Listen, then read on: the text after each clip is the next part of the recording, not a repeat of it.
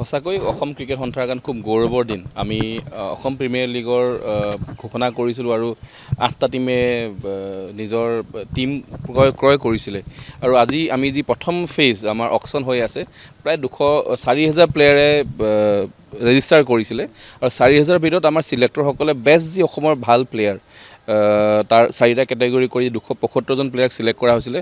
275জন প্লেয়াৰৰ মাজতে বিডিং হৈ আছে। আমি ইতিমধ্যে প্ৰায় 30-35জন প্লেয়াৰ বিডিং হৈছে।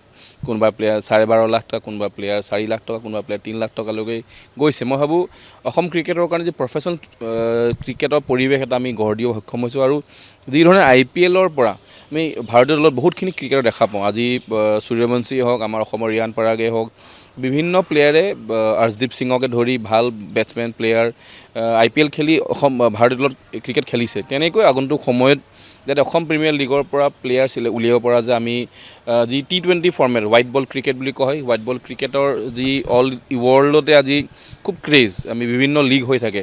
মই ভাবোঁ অকল ভাৰতীয় দলতে নহয়, আমাৰ ইউৰোপৰো বহুতখিনি ক্লাব মেচেছ হৈ থাকে, যাতে অসমৰ প্লেয়াৰ সুবিধা পায়। তেনেকৈ এই বৰ্ষাপাৰা গ্ৰাউণ্ডত গোটেই মেটছসকল হ'ব, যিহেতু আমি হটষ্টাৰ টেলিকাষ্ট হ'ব। গোটেই বিশ্বই আজি ষ্টাৰ স্পৰ্টছ বা হটষ্টাৰ যোগেদি চাই আছে। আগন্তুক সময়ত খেলখিনি চাব পাৰিব।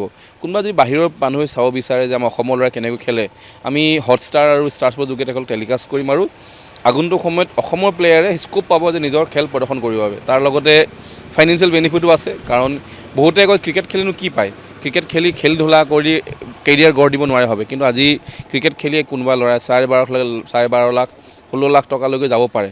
মই ভাবোঁ খুব ভাল এটা কেৰিয়াৰ অপৰচুনিটি, যাতে আপকামিং আমাৰ অসমৰ খেলুৱৈসকলে প্ৰদৰ্শন কৰিব পাৰে আৰু আমি আমাৰ ফালত যিমান চেষ্টা কৰিছোঁ আমি এটা প্লেটফৰ্ম দিছোঁ।